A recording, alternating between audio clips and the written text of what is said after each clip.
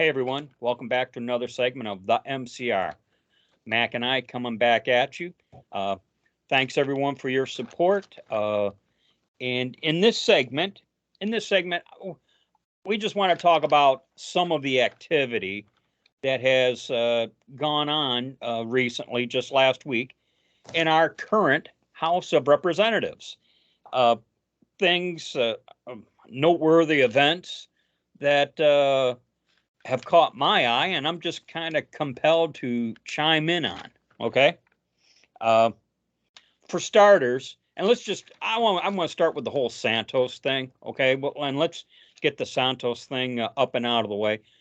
Santos, I'm going to resort to tribalism, which I've referenced now quite a few times in previous videos. I'm going to resort to tribalism and say he needs to just stay where he is. Okay.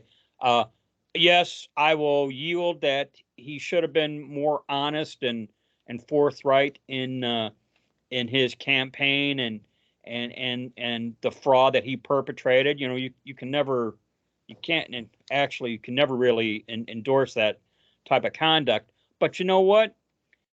The Democrats created the rules, and I'm all for playing by their rules. And maybe that makes me a lesser person. Your thoughts, Mac?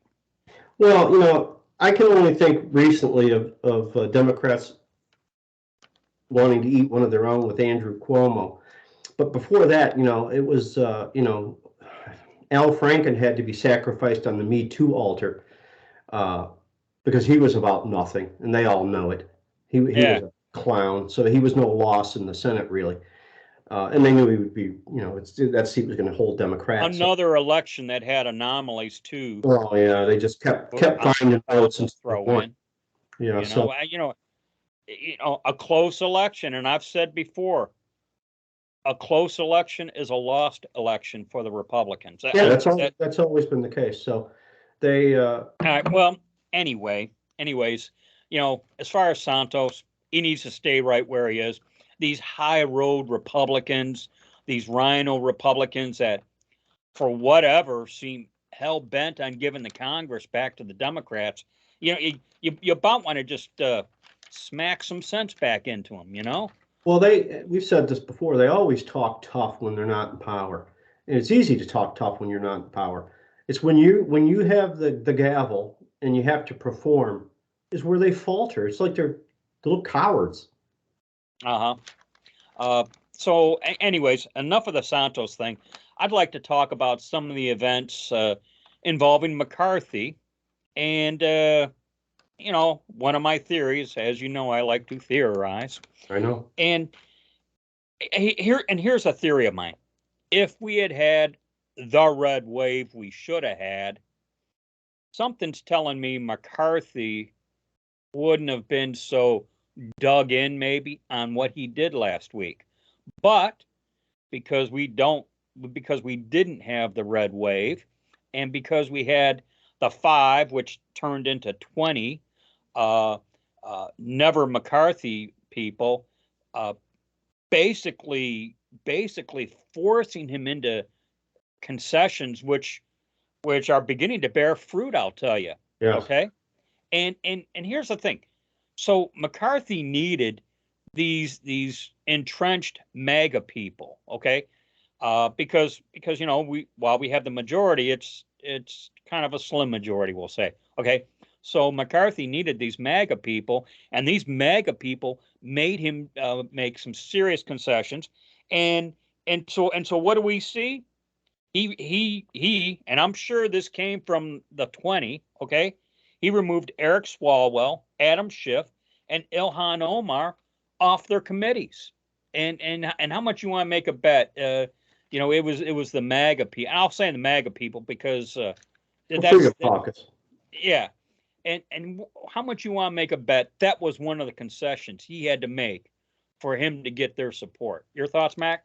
Yeah, well, I suspect that as well. I don't know how we It's a would know theory it of mine. unless he comes out and tells us. But Yeah. that's a like you said, bearing fruit. Well, that's a full harvest for me because that's Swalwell and Schiff alone, two of the biggest liars you'll ever come across. Oh, I know.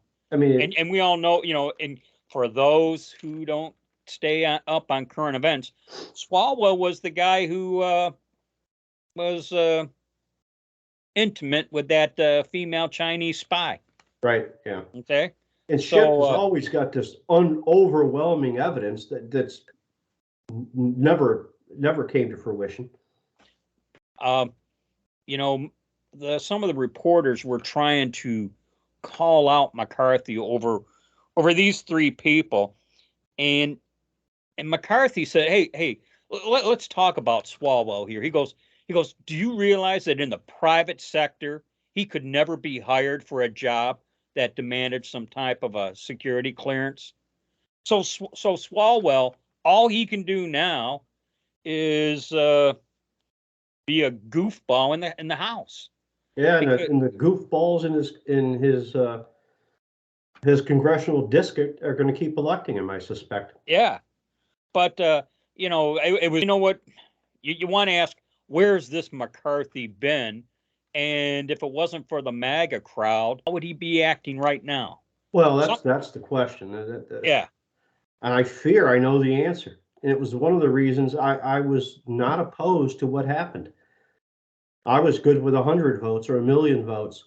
yeah. I would have been perfectly content with someone else's speaker.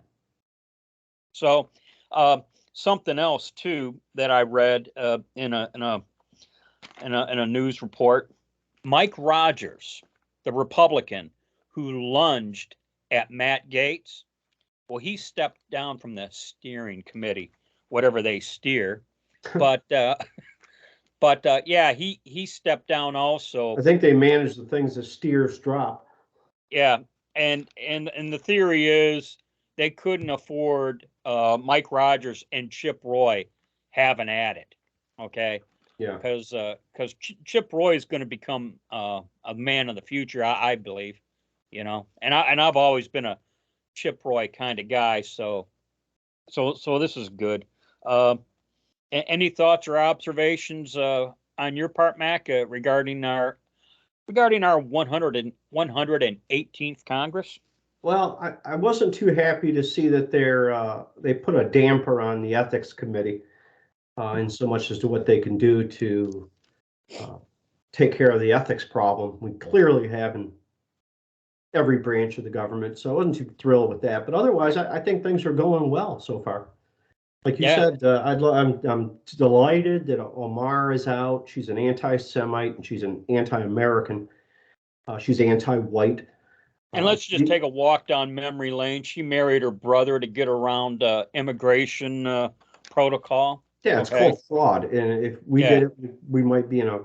federal She court. married her brother to get him into the country, to get around immigration. You know. Well, she has a sense of entitlement, as do those other two, Schiff and Swalwell. They're having their little hissy fit because they're not on that committee, as if they have some kind of a birthright to it. Oh yeah, yeah.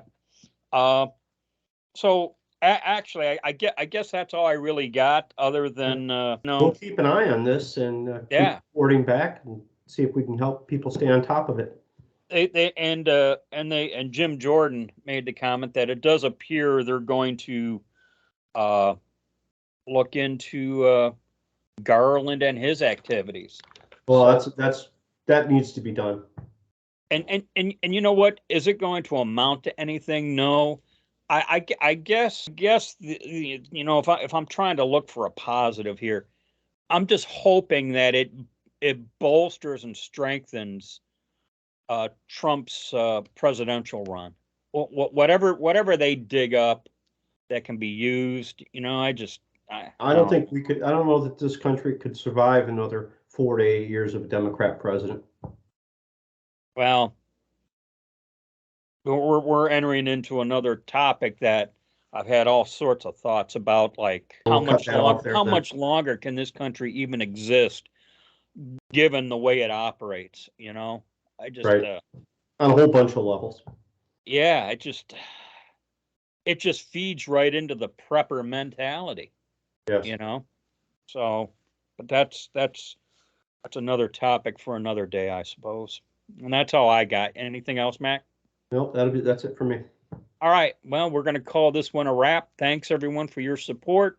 We'll catch you in the next segment. Just remember, as always, be safe, watch your six, and don't tread on me.